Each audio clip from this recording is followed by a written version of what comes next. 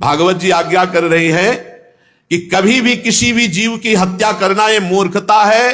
किसी भी देवता के निमित्त कोई देवता नहीं प्रसन्न होता इससे। हत्या लगेगी और तुम उसको भोगोगे, तुम्हारे ऊपर उसका पाप लगेगा।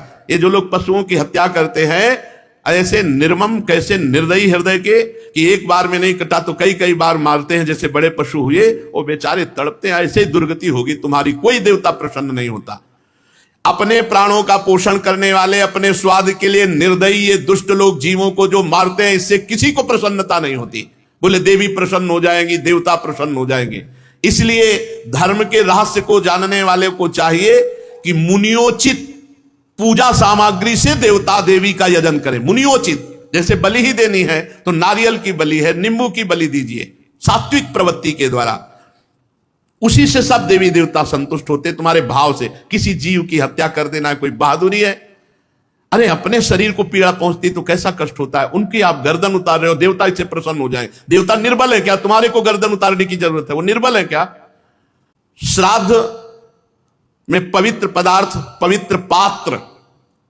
अब कैसे श्राद्ध होगा जिनकी रसोई में प्याज, लहसुन, अंडा और मांस बनते हैं? कैसे? ये बड़ा कलयुग का प्रभाव बढ़ता चला जा रहा है, अपवित्र होते जा रहे हैं। क्योंकि सब नई पीढ़ी जो है वो आधुनिक पढ़ाई वाली, आधुनिक, वो सब अपने को उसी में ढाल रहे हैं, जैसा व्यवहार देख रहे हैं। उसी के घर में श्राद्ध ठीक माना जाएगा जिसके पात्र पवित्र हैं, स्थान पवित्र है, रसोई पवित्र है। पवित्रता का तो शब्द ही चला गया है।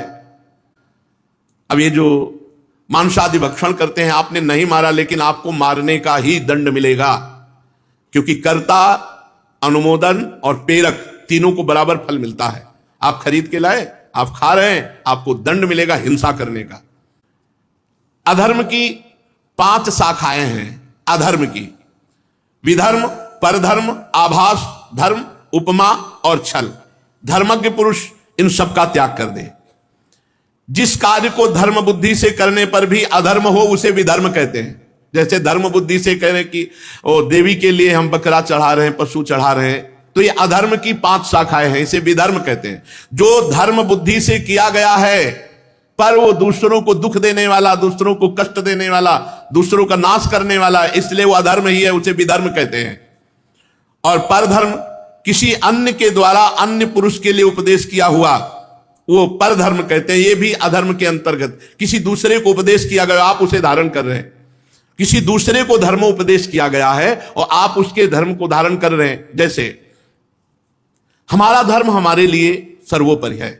अब कहीं हम प्रवचन सुन रहे हैं, किसी और धर्म का वहां उपदेश हो रहा, तो हमें समझना है इतना महान सनातन धर्म जिसमें महामहिम भगवान की विभिन्न अवतार, विभिन्न लीलाएं, वे कौन सा था? अपना सनातन धर्म तुम्हें लघु लग रहा है? अपने धर्म की बात तुम्हारे को समझ में नहीं आ रही है? भगवान में पत्र पुष्प चढ़ाने की तुम्हारी श्रद्धा नहीं है, दूसरों की बातें सुनकर तुम श्रद्धा करते हो, तो वो भी अधर्म ही है। विधर्म, परधर्म, ये सब अधर्म की शाखा है। और आभास, आभास नाटक कर रहा है धर्म का, पाखंड कर रहा है, दंभ कर रहा है, ये आभास है। दिखावा कर रहा है धर्म का, धर्म बिल्कुल नहीं है, उसे वो भी अधर्म ही है। पाखंड, दंभ, दिखावा, उपमा, ये सब आभास के अंतर्गत आता है। आभास धर्म, विधर्म, परधर्म, आभास, उपमा, छल।